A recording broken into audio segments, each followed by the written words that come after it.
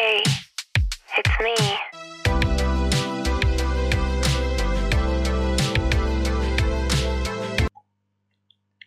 Assalamualaikum warahmatullahi wabarakatuh.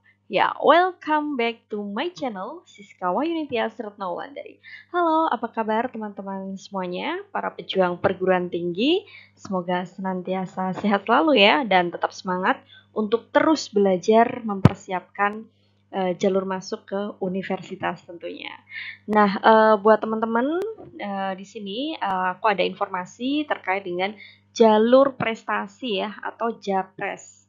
Ini khusus untuk Universitas Brawijaya. Ayo teman-teman yang punya target impian ingin kuliah di Universitas Brawijaya bisa menyimak informasi ini sampai selesai karena ini sangat penting sekali.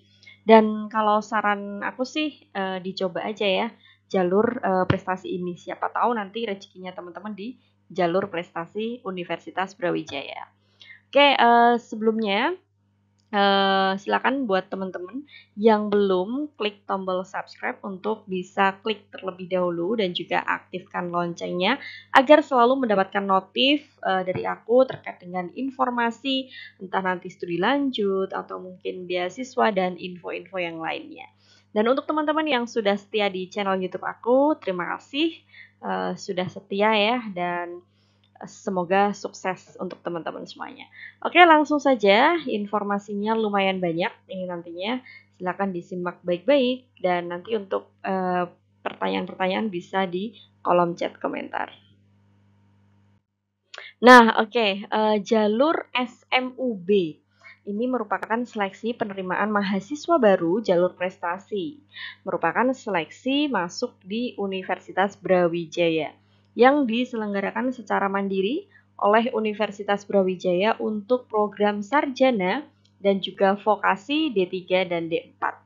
Seleksi ini bertujuan menjaring calon mahasiswa yang memiliki prestasi baik akademik maupun non-akademik. Nah, oke, sudah tentunya paham ya teman-teman, di jalur ini teman-teman bisa mendaftar di jalur khususnya program sarjana bisa, vokasi D3, D4 bisa. Dan D4 itu juga sarjana terapan ya teman-teman. Jadi ketika teman-teman mau lanjut ke S2 ya udah langsung gitu. Kemudian di sini tadi menyampaikan bahwa prestasi itu tidak hanya akademik saja tapi non akademik juga akan diapresiasi. Boleh mendaftar melalui jalur SMUB ini. Oke, next. Nah, persyaratannya apa saja? Persyaratannya adalah lulusan SMA atau SMK, MA atau sederajat dan paket C tahun 2022-2023 dari sekolah terakreditasi yang sudah memiliki ijazah.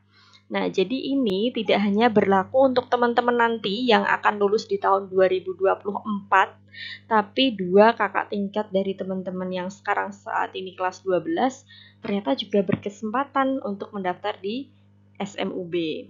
Kemudian, siswa kelas 12 dan paket C tahun 2023 dari sekolah terakreditasi wajib memiliki SKL yang ditandatangani kepala sekolah. Nah, ini tahunnya belum aku ganti ya teman-teman. Jadi ini adalah tahunnya teman-teman yang sekarang kelas 12 nanti lulus di tahun 2024. Kemudian bagi lulusan sekolah di luar negeri wajib memiliki surat penyetaraan ya ijazah dari Kemendikbud. Itu untuk persyaratannya. Oke, kita lanjut.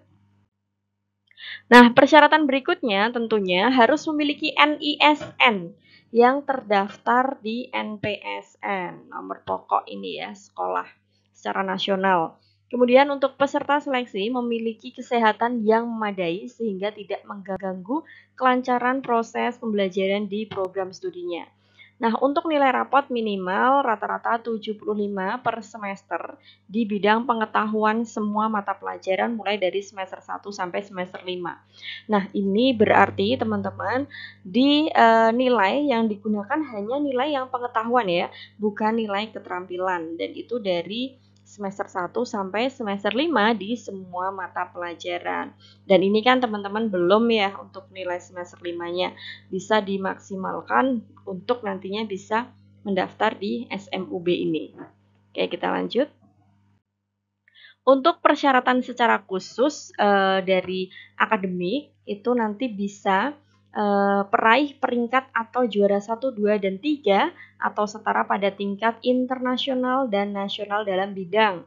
Nah, ini yang pertama, Olimpiade Sains pada bidang matematika, fisika, biologi, kimia, dan juga komputer, ekonomi, dan juga bidang lainnya. Kemudian lomba kompetensi siswa, ada juga lomba karya tulis ilmiah, lomba storytelling, bahasa internasional, kemudian lomba cerdas cermat, lomba atau kejuaraan lain yang terkait dengan mata pelajaran yang diselenggarakan lembaga yang kredibel dan dapat dipertanggungjawabkan.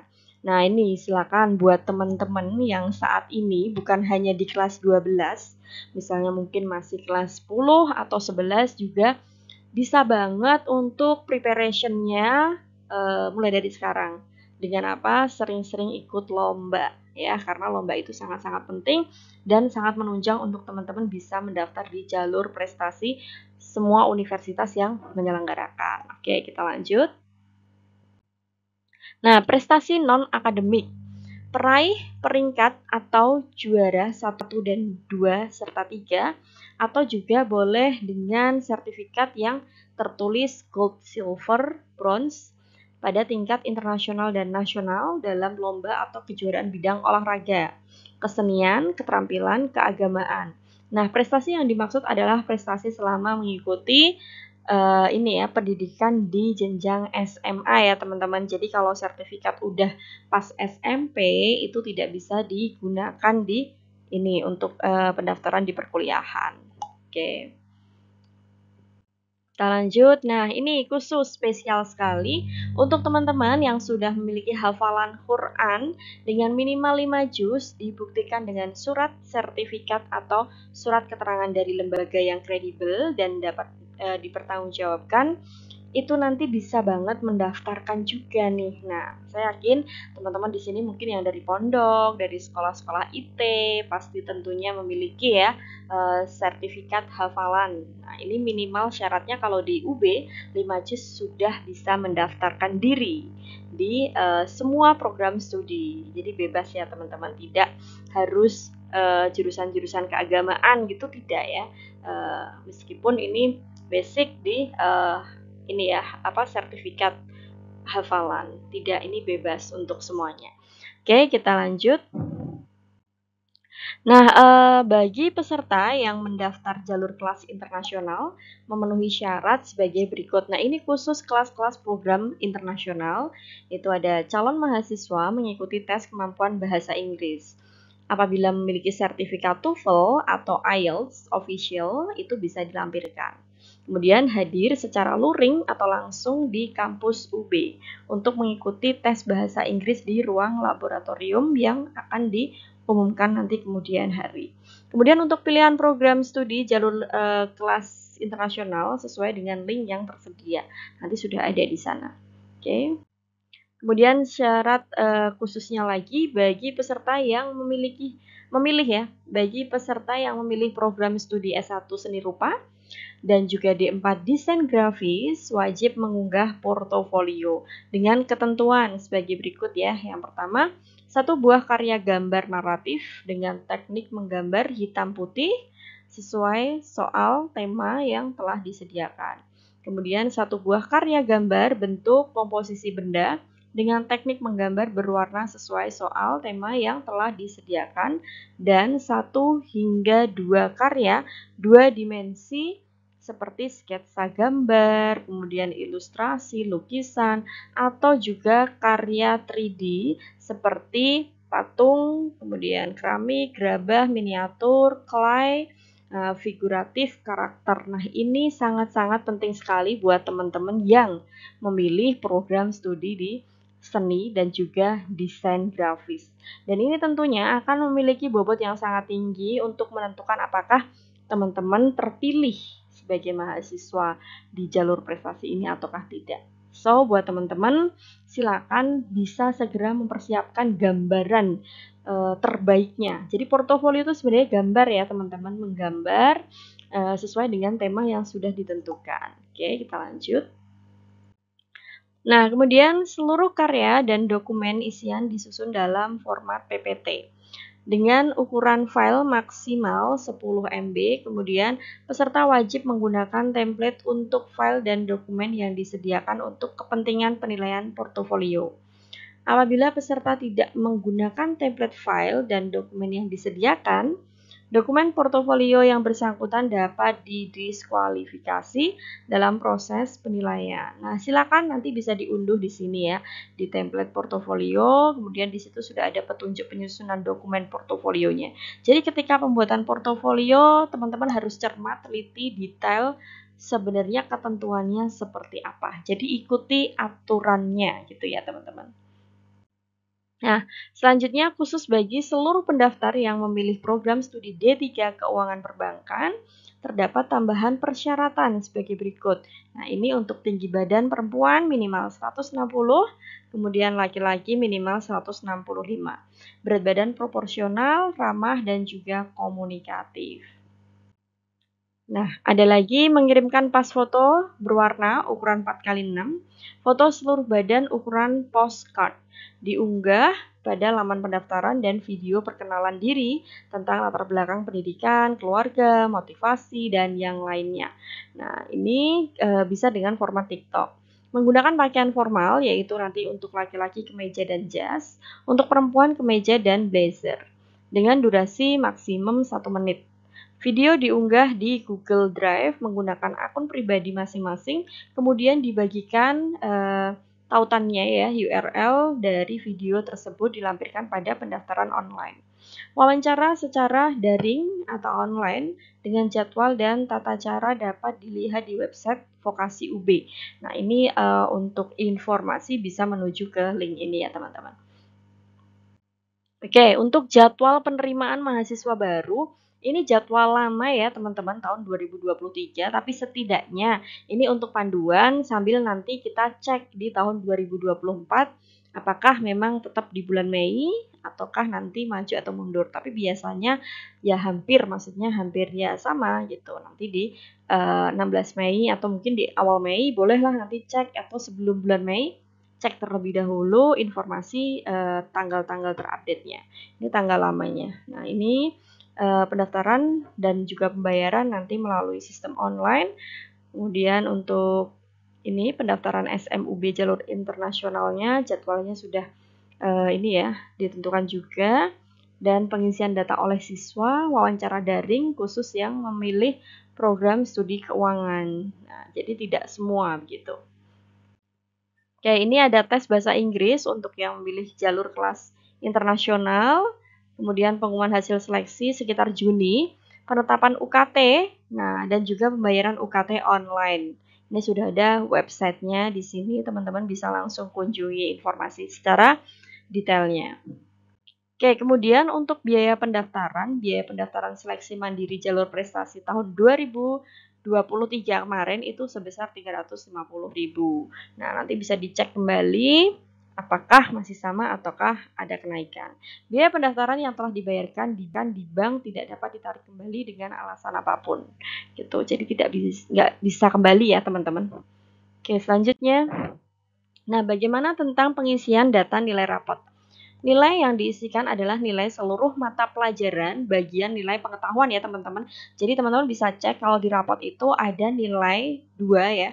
Yang satu adalah nilai pengetahuan, yang satu keterampilan. Nah, kita pakai di sini yang nilai pengetahuannya. Kemudian nilai yang diisikan adalah nilai pada 5 semester. Jadi saat kelas 10 semester 1-2, kelas 11 semester 1-2, dan kelas 12 nanti semester 1. Nah, ini semua mata pelajaran yang ada di rapot. Oke, selanjutnya data nilai akreditasi yang diperlukan. Untuk akreditasi sekolah dan jurusan khususnya SMK yang masih berlaku diisikan dalam bentuk peringkat A, B, C, dan nilai angka. Informasi tersebut dapat dikonfirmasi pada pihak sekolah atau guru BK, teman-teman. Dan di sini untuk pemilihan program studi, peserta dari SMA, SMK, dan MA dapat memilih 2 program studi kelompok, program studi D3, D4, atau sarjana dari kelas reguler maupun kelas internasional. Kemudian urutan dalam pemilihan program studi menyatakan sebagai prioritas pilihan. Jadi kalau semisal teman-teman punya target ingin ambil di kedokteran, pilihan pertama mungkin FK, kemudian pilihan keduanya farmasi misalnya. Ya artinya nanti teman-teman akan diseleksi di kedokteran terlebih dahulu. Kalau misalnya belum lolos akan dilanjutkan seleksi di farmasinya, seperti itu ya. Kemudian program studi yang ditawarkan dan syarat dari masing-masing program studi dapat dilihat di laman ini ya, teman-teman bisa cek, dipastikan lagi untuk jurusannya apakah ada ataukah tidak, gitu ya. Oke. Kemudian, nah program studi yang ditawarkan pada kelas internasional juga bisa dilihat di website ini Selma UB. Nah, kemudian pendaftar yang diterima pada program studi kesehatan wajib mengikuti tes kesehatan dengan ketentuan yang berlaku. Pengumuman penyelenggaraan tes kesehatan akan diumumkan pada saat pengumuman penerimaan. Pendaftar yang dinyatakan diterima dan tidak memenuhi syarat program studi, maka bersedia dipindah ke prodi lain yang masih relevan dan akan dilakukan penyesuaian UKT dan juga IP sesuai dengan program studi tersebut. Jadi kalau misalnya mungkin ada hal yang tidak sesuai dengan persyaratan di program studi itu, teman-teman nanti akan dialihkan ke program studi yang masih relevan dengan jurusan di awal gitu. Oke, kita lanjut. Nah, untuk tata cara pendaftaran, teman-teman bisa langsung melakukan pembuatan akun terlebih dahulu di laman ini ya, admisi UB ACID. Kemudian memilih seleksi mandiri UB jalur prestasi 2024 nantinya ya pada halaman dashboard. Kemudian melakukan pengisian data nomor NISN. NISN itu nomornya teman-teman ya yang sekitar berapa ya, 10 digit gitu. Kemudian NPSN itu nomornya sekolah, nomor pokoknya. Nah, nanti bisa dicek, biasanya di rapot sudah ada. Atau mungkin di website juga sudah ada jelasnya. Nah, di sini untuk melakukan pembayaran biaya pendaftaran menggunakan kode pembayaran yang muncul saat pendaftaran di admisi. Calon peserta membayar biaya pendaftaran melalui Bank BNI, Bank Mandiri, atau Bank BRI seluruh Indonesia dengan menyertakan kode pembayaran 13 digit. Nah, ini nanti dapat kode teman-teman saat pembuatan akun di sini nantinya. Oke, selanjutnya harap mengikuti tata cara pembayaran berikut tata cara pembayarannya. Jadi sebenarnya ini sudah ada tata caranya, teman-teman nanti tinggal bisa aja kunjungi di website sini ya, admisi UB ACID. Nanti untuk pembayaran melalui Bank BNI, Mandiri, Bank BRI itu semuanya sudah ada. Dan setelah pembayaran berhasil, peserta melakukan konfirmasi pembayaran pada laman admisi. Harap menggandakan ya di fotokopi struk bukti bayar setidaknya 1 lembar sebagai bukti cadangan. Kemudian bisa mengisi form pendaftaran di laman admisi UB. Pada form isian nilai rapot, mohon diisikan nilai rapot untuk seluruh mata pelajaran mulai dari semester 1 hingga semester 5. Kemudian memilih program studi yang dituju berdasarkan persyaratan pada poin 2. Oke. Nah, di sini nanti mengunggah berkas kelengkapan pendaftaran sebagai berikut. Teman-teman silakan persiapkan untuk foto diri ukuran 3x4 dan latar belakang bebas. Yang penting formal, resmi ya, dan biasanya setengah badan pastinya. Kemudian rapot per semester sesuai ketentuan pada poin 4 yang telah dilegalisir pihak sekolah. Apabila tidak memiliki, dapat diupload dan dari scan rapot yang aslinya boleh. Jadi kalau misalnya itu pinjem rapot gitu ya dari sekolah, itu kan asli ya teman-teman, langsung di scan boleh. Tapi kalau misalnya itu adalah hasil fotokopian, berarti teman-teman harus legalisir terlebih dahulu ke sekolah. Kemudian untuk fotokopi ijazah bagi siswa lulusan yang gap year ya, 2021, berarti bukan ini, nanti 2022 dan 2023. Nah, kemudian surat keterangan kelas 12 ini untuk teman-teman yang saat ini kelas 12 yang nantinya akan lulus di tahun 2024 ya, ini belum saya ganti, yang telah dilegalisir pihak sekolah.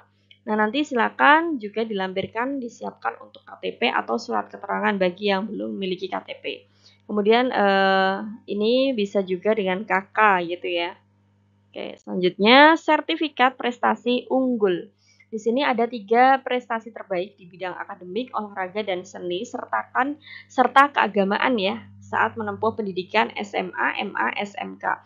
Jika ada prestasi yang diisikan pada isian prestasi. Nah, nanti untuk tingkatnya, ini ada tingkat internasional, juara 1, 2, 3. Ini juga bisa, boleh teman-teman misalnya ada lomba-lomba online dan capaian juaranya adalah gold, silver, bronze, itu boleh.